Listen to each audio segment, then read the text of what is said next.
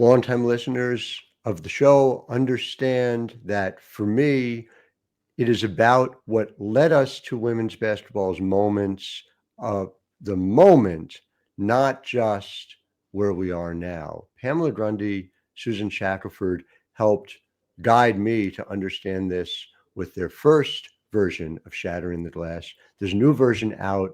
It is never more important to read it than now.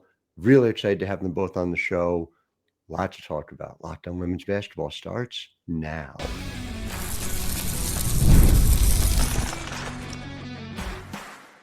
You are Locked On Women's Basketball, your daily podcast on women's basketball. Part of the Locked On Podcast Network, your team every day.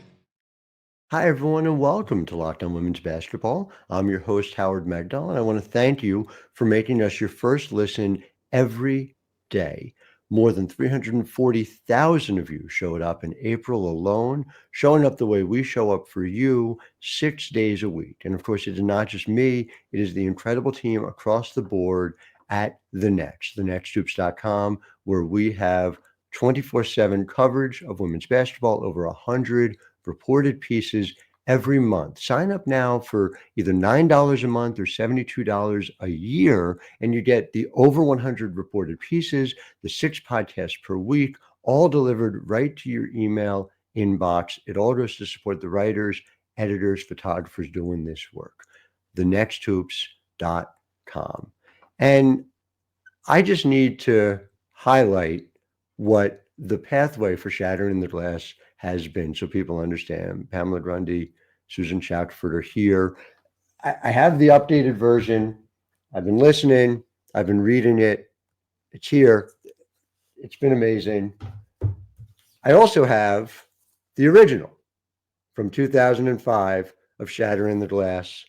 And I think it's fascinating, not just to dive into, and we'll get into some of the history of how we got here, but the specifics of looking at the game, looking backward at the game at 2005, and then looking at it again here in 2025. So thank you both for taking the time to chat with me. The new book is out. The audiobook, I believe, just came out as well. It did. Make sure, pick this up wherever you can, wherever books are sold is where it is available. I just want to start with, and Pamela, let's start with you. Why now for an updated version of Shattering the Glass? There's a couple of reasons. I mean, we sensed obviously this is a 20th anniversary edition, which is very hard to believe. But, so first 20 years had passed and a lot had happened in terms of improving the game. You had a sense that interest was growing. But the other thing that matters historically is that the game had come to terms, or was in the process of coming to terms with some long-term issues. One being sexuality, being more willing to be open rather than trying to hide things, which made the game, we think, more open and authentic. And then also related to race, particularly during the Black Lives Matter movement, but even before with, 2016 with the Lynx. And so you really saw all of these things happening. And so it seemed a good time to, bring the book to the present. Susan, I want to ask that of you because your original work highlighted the Black women of women's basketball history significantly in the same way the current version does. And it almost feels to me, and this speaks to Pamela's point, like what we've seen over the past decade or so is a connection between that history that has always existed and the WNBA's acknowledgement, and I would argue embracing of it, whether it is what the Lynx have done, whether it was the work Tina Charles did. And I had the privilege of covering Tina when she protested police violence. And we've seen it happen right on through the Wubble season, right to the present moment. It's inseparable in the WNBA, but that's new. Is this connection part of, in your mind, why this update needs to happen? Absolutely. I think to Pam's point, we saw these cultural shifts in how the women were seeing themselves in a way, but it did tie to the history. And it was interesting that it tied to the current history, because when, the sexuality issue came up, well, it tied into the gay marriage movement. And these women stepped forward, some of them, and became leaders there. Then we had the Black Lives Matter movement, again, leadership. And it's tied to this cultural piece. Back in the 30s, and we have a chapter in Shattering the Glass on this, Black women were playing the game very robustly in what today we would call HBCUs. And they were playing an excellent game, but a big piece of it was they really needed to be leaders in their community. They needed to be tough and determined, and basketball brought that out. And at the same time, in keeping with the 1930s, they could, and so it was a little bit of a dichotomy, but I think that they really do have ties between that era and then, of course, coming forward from the 30s, but then just more dramatically in the last 10 years that you pointed out. And I do think, just to add a Yeah, piece go ahead. about the 30s, those women were leaders too. One of the best basketball teams was at Bennett College.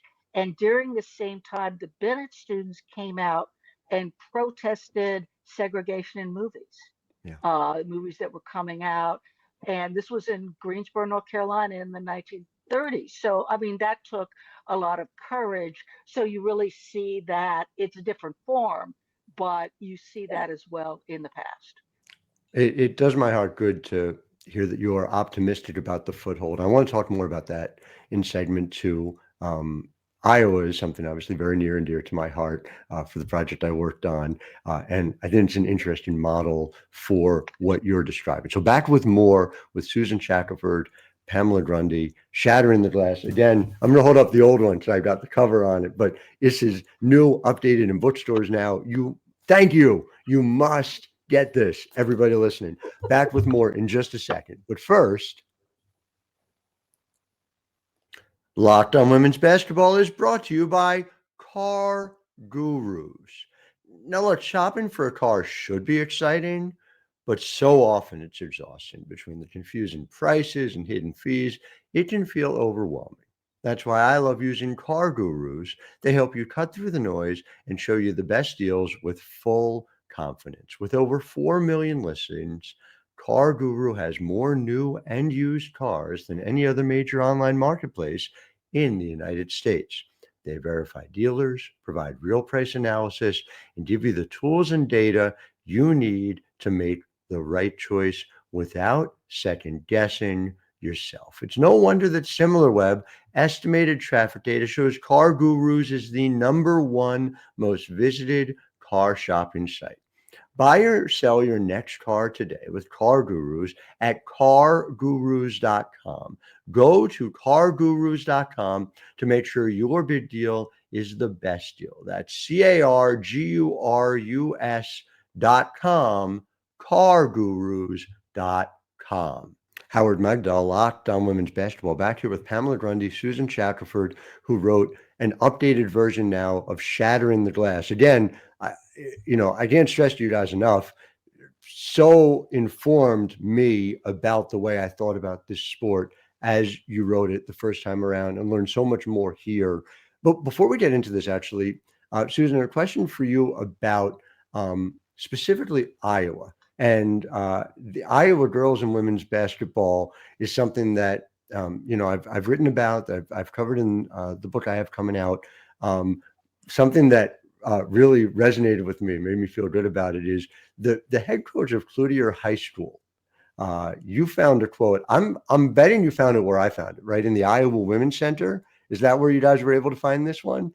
Oh yeah. But it was talking about the coach was talking about the fact he had this high school winning team, went to states in 42, and the fifth graders were paying close attention, and then they ended up winning or going to the state tournament in 1948. And that speaks to my mind, a really significant way in which Iowa can sort of lead the way here. The fact that it was so entrenched in the culture that it was impossible to uproot it, to the point that in 1925, when it was attempted, when all over the country we saw it uprooted, we didn't have that happen. So my question for you is, with that context, I think is important. Do you think it is now fully rooted in the country in ways that will make it impossible to uproot? I think that if you use a gardening metaphor, Howard, I think they might disturb the ground a good bit. Hmm. And like Pam said earlier, I think the roots are going to survive, but they could get a little bit damaged. I think some of these spades that are thrusting into the soil now are just coming after women, a broad view of women. I mean, and this is what our book shows. It shows that womanhood takes forms broadly in all kinds of women, in all kinds of presentations, and who they are. And we're in that era. What I sense is there's sort of a narrowing that a lot of this federal policy is trying to do on the government level. But I think the roots are there. I do think that in communities, if they begin to see Title IX funds dissipate or be held hostage, or maybe be diverted from a broad, hitting the boys and the girls, that parents are going to have to stand up and say, no, unacceptable. All these leaders that we have in the game today are going to have to, the media, which is broader today. And I think with that kind of attention, adding some fertilizer growth, as it were, I think that things can stabilize and keep going. Yeah. Well, hearing that optimism from both of you is, again, it's doing my heart good. So thank you. And it was so interesting. Everyone's got to read your book, because we can't get to everything within the context. Absolutely. But really, really, really, I can't stress this enough. You guys, you talked about the definition of womanhood in so many different contexts. And this is dating back to the early days of the game. But even you look at a seminal moment like 96, where we have the Olympic team, where that, essentially creates a context, is the way Val Ackerman put it in your book, for women's basketball and the creation of the WNBA. We're going to talk to Lisa Leslie a little later on in the show. And you talk about the fact that in so many ways, Lisa Leslie and Dawn Staley are kind of these polar opposites of one another in almost every way you can imagine. Lisa grew up wanting to be a model, wasn't even thinking about basketball until middle school comes along. And I've talked to Dawn about this. Dawn was so basketball focused to the absence of everything else. She joked with us at the Final Four. She's like, I didn't probably limited my social abilities as a person, because she was so focused on basketball. Again, and Pam, maybe this is one for you to answer. What is it about the game of basketball that you think resonates so much, not just with women, but with women who are striving to push the limits of our society? Because that just is what seems to be the dominant aspect of it, not any sort of life experience, not any sort of particular goal or makeup or anything like that.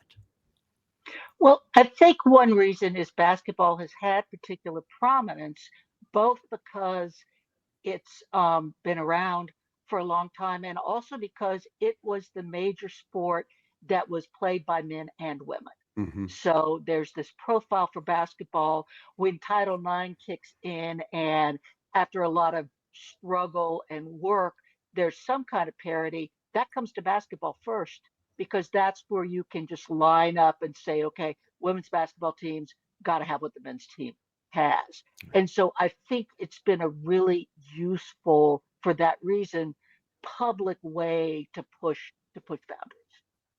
Susan, you guys start this version of the book with Caitlin Clark. Mm-hmm. She obviously has impacted this game and the trajectory of this sport in so many ways that, obviously we've talked about and will continue to talk about, I think, for a really long time to come. Take me through the decision to put her in that spot in your book and sort of the broader view, what you think she has come to represent already. Well, I'll give you a little bit of background too, brief. Pamela and I were well into our update, and Pamela just happened to find herself in Dallas on some family business. And she said, "Oh my gosh, I think I can get away. Maybe I can get a ticket." And so this was in 2023 at the Final Four. So she witnessed Clark there. And I was, in fact, I think I was actually here in the mountains at the time watching it on television. And we were like, we need to talk about some of this stuff because we knew who she was. But then when that big national impact occurred and we could see people were wildly enthused, we knew it was the proverbial game changer.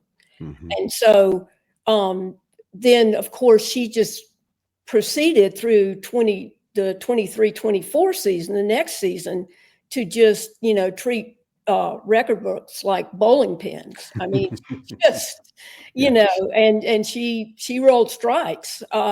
So we were, amazed like everybody else at her skill, but also equally amazed at her leadership and her grounding and in understanding the game and knowing where the game had come from. And that owes to her intelligence, but it also owes to Iowa.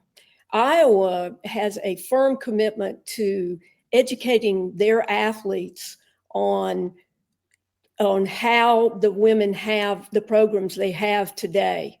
And we touch on that in our book as you come through. So obviously I do want to note with Iowa, because Christine Grant, who was the major, serious, tremendously important in the Title IX, she was at Iowa. And they would actually bring her in while she was still living to talk to the teams and tell them all about it. So just to get that in. Sorry, Susan, I didn't mean to interrupt, but no, that's okay. I was actually going to kind of point to you to mention her because Pamela and I are both very enthused about that, just that clear record of how Christine Grant, was able to maneuver and really develop a women's sports program at Iowa, including the basketball program. She's phenomenal. She was phenomenal, sadly not with us. But in terms of how did Caitlin become to the lead, Pam, if you want to jump in there, I don't want to just talk forever. Well, I think, the idea, our key thing, as you've noted, is these changing versions of womanhood. Right. And I think that the acclaim Caitlin got for beating a man's record, for beating Pistol Pete's record, was just the clearest sort of piece we had to say things have changed. That these values, Caitlin is a tough tomboy who talks tough, who doesn't dress up and pretend she's something other than she is, because she's not a dressing up type person. And to see that be acclaimed the way it was, we felt that was just tremendously important. Of course, the league has been building up. There are all sorts of other great players. She wasn't going to come in and save the WNBA or anything like that. We didn't see it like that. But if you're trying to help people understand how ideas of womanhood have changed over the years and how basketball both reflects and influences that, it's hard to have a better example than her breaking that record. No question about it. I'm so glad you mentioned Christine Grant, whose legacy is and maintained to this day because of the direct impact she had on both Lisa Bluter, who who she hired, and Jan Jensen, who she hired at Lisa's recommendation. And, that lineage is significant and secure. So there's never too much Christine Grant talk, in my view. Well, Pamela Grundy, Susan Shackelford, I'm so grateful for your time, for your insight. Please, again, I'm going to stress that, and hold up the new one, Shattering the Glass. Make sure you get this. Make sure you understand where we came from. It's vital when you're trying to figure out where we're headed next. I'm Howard Megdal. Grateful for your time. We'll be back in segment 3, talking to Lisa Leslie, of course. Until then, thank you very much for your time, and have yourselves a wonderful day. You too, Howard. Thank you, Howard. Locked on Women's Basketball is brought to you by Skims. When I found out Skims was making underwear for men, I was intrigued. After all, I am often called the Kim Kardashian of WNBA media. I've heard so much about their quality from friends and family, so I had to give it a try. Let me tell you, it lives up to the hype. Whether it's fit, comfort, or just finding the right style, Skims has changed the game. Their men's line offers something for everyone, from boxer briefs to classic briefs, all designed with the perfect balance of comfort and style. You can try the boxer brief. It's a 5-inch. It helps you if you work out 5 days a week like I do. You need to make sure you have underwear that doesn't feel synthetic. It was really a game changer for comfort when I get my workout done. So shop Skims for Men at skims.com/lockedonnba and check us out in Skims stores. Let them know we sent you. After you place your order, select podcast in the survey and select our show in the drop-down menu that follows. Skims, the official underwear partner of the NBA, WNBA, and USA Basketball. Howard Megdal here with Lisa Leslie, and I'm assuming, listeners, the 3-time MVP, the legendary player who helped build the sport, not just in terms of prominence, but in terms of the way in which the game is played, that we are seeing today. Lisa, thank you for being here. You're doing so many things. We were talking off air before this. It's really hard to keep track, but what's your latest? What's going on? The latest is really working with DraftKings. It's been great. I think it's so important to support brands that support us, that's supporting women. And DraftKings is really focusing on the WNBA and bringing more awareness. Obviously, we would love for people to know that they can go to visit DraftKings Sportsbook app, but to really bet on the WNBA, to do it responsibly, of course, have fun, because it is a lot of fun. But I think the league, just growing the league and being a part of this has been amazing. I'm so proud. And then aside from that, I need to take a vacation because I've been doing a lot between the Final Four, men and women's Final Four, and Unrivaled. I'm a little tired. I'm sure of it. I know. I saw you running around at the Final Four as well. It's always good to see that you are close to the game. I need to make a statement about your game real quickly before we get into some of the bigger things, which is that there are folks who talk about stretch 5, like that's a new concept. Right. And this is a thing that you have always brought to the table. You are somebody who hit the 3-pointer consistently, became a big, you had a year in 99 where you hit 42.3% of your threes. So, from that perspective, how gratifying is it to see the game move in the direction that your play helped take it? Yeah, I love it. I think I do appreciate that, because people always act like it happened first to somebody else after me. But I think being able to play all around. Listen, I scored 101 points in high school. So, I was a scorer. I could score from anywhere. And I love putting the ball in the basket. But I also understood that, my money was in the paint. That's what the team needed. Obviously, me at 6'5" playing center. So I tried to start out being aggressive and really working inside out versus outside in, which I still always encourage bigs to do, even if they can't shoot the 3 ball, because sometimes people just really fall in love with the jump shot or a 3-point shot too early, to me. And then they never really recover from that. So, even if you look at Jokic does a great job, but he starts in the paint. His 3 ball is amazing. but his footwork is so outstanding. So he's a player that I really love to watch that's in the NBA. And then in the WNBA, Napheesa Collier, another player who, and Asia Wilson, just, money is made in the paint, whether it's a fadeaway, a step through, having that footwork going left and right is amazing. And then, yes, they both can shoot the three ball. And you step out and you do that, especially when your team needs it. But I've always said, Howard, the bread and butter, the money is right there inside that paint. There is no question that a lot of the damage you did was there and on the offensive end. I do, just as a brief history lesson for the folks who may not know, yes, a scorer, absolutely a scorer, two-time defensive player of the year too. So let's make sure both ends are properly represented and celebrated. So, I appreciate that.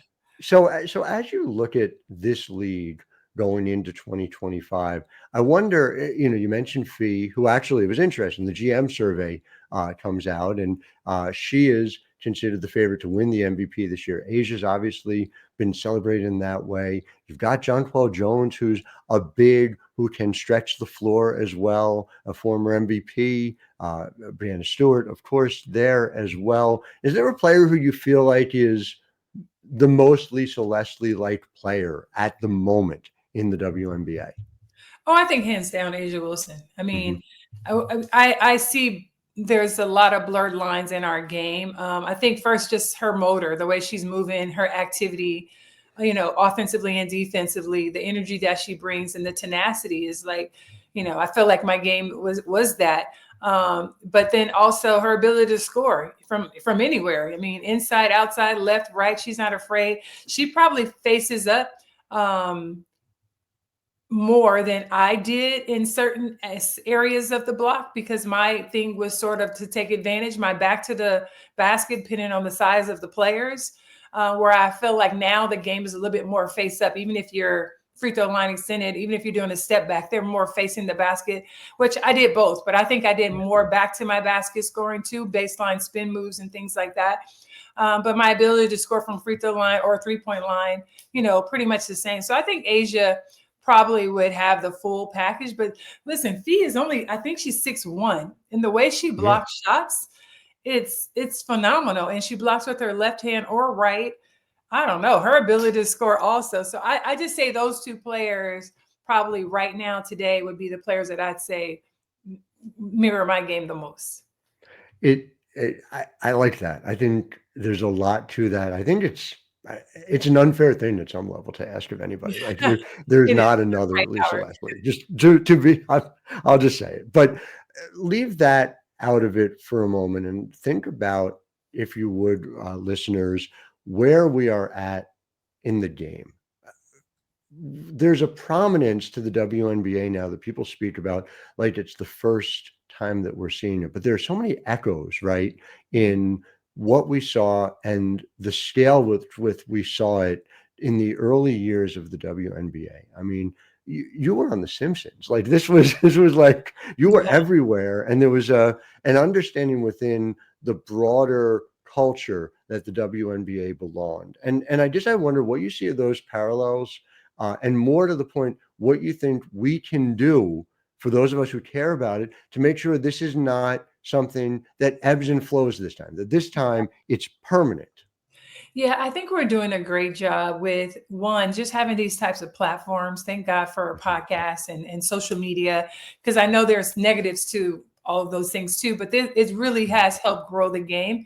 The other thing that I think really made the needle move was the pandemic. The fact that the pandemic made us all kind of go sit. All we had was like, thank goodness for ESPN and showing, NBA, WNBA games, and just those quiet moments of being able to watch sports from home really, I think, helped. Then we have that whole, social injustice happen that really forced the platform and the players to use their platform to speak up. So I think a lot of things sort of align. And then when you look at what happened with just Angel Reese and Caitlin Clark in college, it was like the explosion that we needed in terms of like, listen, we've been playing this style and grace of basketball for so many years, But there's some X factors here. Is one, that the trash talking. I mean, there's times where we've had fights on the course, we've had trash talking, like all of that has always been there. But the beauty of it was just seeing it happen with Caitlin and Angel, I think, just took it to another level because you had social media and opinions that could also chime in, right? In a way that we didn't have, where it's like a person would write about it in the newspaper and then the story's gone. So I just think all of those moments coming together, and then that Caitlin Clark effect is a real thing. The fact that this woman shoots the ball when she crosses half court consistently making those shots, it's something that it's NBA and WNBA. We're all in all like, my goodness, because Steph Curry had that effect on the league and on kids, right? Wanting to shoot the three ball from a further distance. And then here comes Caitlin, who's consistent from a distance from the logos. You know, that's a phenomenon, and that effect has caused so much change in the game as well. So I love the fact that she just shot another logo one, you know, in the preseason. So it's like, hey, that's not going anywhere. But the excitement of that, I thought it was even interesting. Someone made a comparison to Halliburton, like him shooting from the logo and how similar that they looked. It's just still basketball, the point guard skills, the passing, the ability to shoot long range jumpers. So I love that. But here's the caveat I think we have in the women's game. The way that we continue to move the ball, set screens, and play the game the right way, that has been good for the game. It's almost like sometimes when people watch men and women's tennis, people start to go, you know what, I actually enjoy women's tennis more.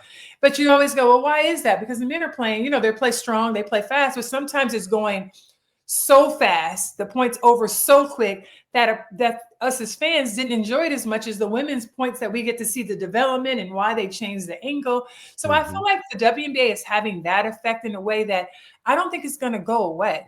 I mean, as long as they continue to play the game the right way. And what I mean by that, we're not just isolating one-on-one, everybody just 5 out. You know, you still get that back pick the picker, you know, you're still getting drop coverage. It's still the same game. I also think, Howard, my last point would be that the fans have gotten more intelligent about the game.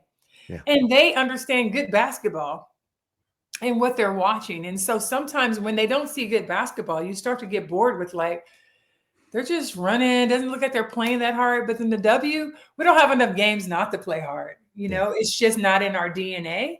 And so I just love where we are. I love where the game is. And I'm so thankful for people like you who get it, who understand and really want to continue to support us. So thank you. Well, please. Thank you. And I feel like everything you say is a mic drop. So I appreciate you giving us this wisdom to our listeners as well. Lisa Leslie, like I said up top, I can't even get into all the honors, all the things that you have done through the years, but continue to highlight every chance I get. So appreciate you very much. To our listeners, thank you for making us your first listen every single day. We'll be back with you tomorrow, as we are 6 days a week.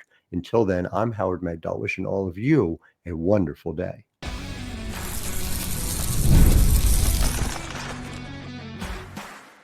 You are Locked On Women's Basketball, your daily podcast on women's basketball. Part of the Locked On Podcast Network, your team every day.